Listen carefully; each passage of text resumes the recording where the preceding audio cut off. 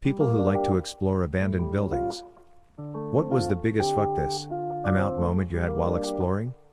I broke into an abandoned house in the village I grew up in England back when I was a teenager, maybe 15 years ago now.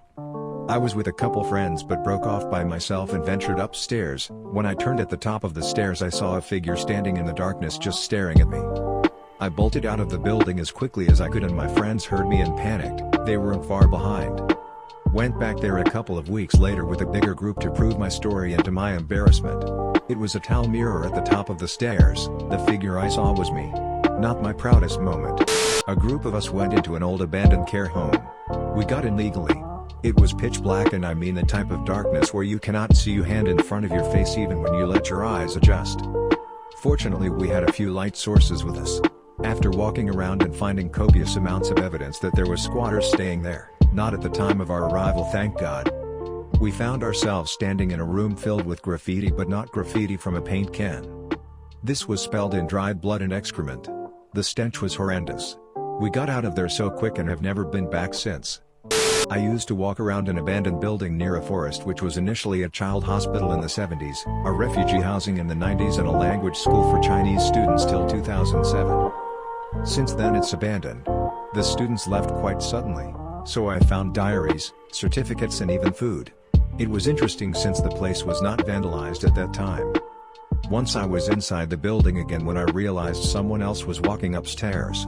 I never left this place so fast, jumped over the gate and headed to my car. When I reached there, a police car stopped in front of the building and the two officers jumped over the fence to enter the building. No idea what was there, but sometimes I wonder if I avoided more than just a report for trespassing. Used to work for a guy renovating houses. He'd buy dumps for like 5 to 10,000 that had been abandoned for years. We'd fix them up, and he'd rent the houses out. His daughter would go to houses to take pictures after he bought them, since he'd buy a lot of them sight unseen because they were so cheap. One house she went to take pictures at and she was kinda creeped out by the basement and did not want to go in. She just opened the door, leaned in, reached her arm out and took a picture. When her dad reviewed the pictures he saw a man standing in the basement about 5 feet from the camera staring directly into it. Found a bottle of some liquid in an abandoned drive-in theater building. Knocked it over in the concrete starting smoking and we got nosebleeds instantly. Still no clue what it was, but we got the fuck out. Several years ago, a man was murdered in the city I was working in and parts of his body were turning up at various locations. I think his hand and foot had been found and a week had passed. I'm an architectural designer and I was surveying an abandoned chapel that was slated to be renovated into condos. It was apparent that homeless people had been squatting in the chapel, but I wasn't sure how recently they had been there. When I went into the basement though, it was clear someone was either there or had just left based on the smell. There were no lights due to the power being cut and I didn't stick around long enough to see if anyone was currently occupying the space. 2 days later someone reported that they found the torso and head of the murdered man in a building attached to the chapel. I had been too freaked out by the smell in the basement to continue on to the attached building. But I'm almost certain I would have been the one to find the body.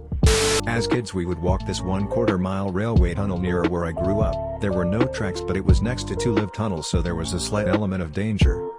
That and the fact it was trespassing I guess, and railway workmen or transport police could catch us at any moment. So as you can imagine it was dark, real dark in the middle, but towards the end there was enough light to barely see. One day we took an old school pal down there and after walking the length, almost at the end of the tunnel just as it was beginning to get light, he stopped to look down a large uncovered square 3 feet by 3 feet manhole. No, he didn't fall in, but after a flash of brief confusion he took in a deep breath and screamed, then immediately started sprinting for daylight. "Oh shit, fuck Neuroiden," he screams.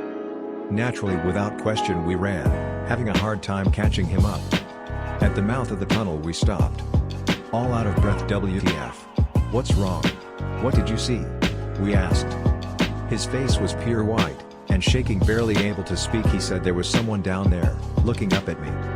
Now this buddy was and still is a good friend of mine, but back then he wasn't known for not being the sharpest tool in the drawer. Instantly we had an idea what just happened, but slowly we returned to open manhole. Then as the 4 of us stood around this hole looking down, sure enough, reflected in the still water about 5 feet down this feckin' hole was our 4 faces looking back up at us. Exploring an abandoned prison, part of the ceiling collapsed. It didn't hit me, but it was close enough to knock me over. I guess junkies used it as a place to shoot up because I fell on an old needle. I got tested to make sure I didn't get anything from it, but it scared me enough to stay away from abandoned buildings to this day. As 12-year-old kids, we were exploring the woods as kids do. The forest parted to an open field and in the distance was an abandoned farm. Naturally we crept inside, and in one of the horse stalls were all discarded hypodermic needles and old food. Our parents were quite mad when we told them what we found. Exploring an abandoned manor with some friends. We had been drinking and smoking and thought it would be cool.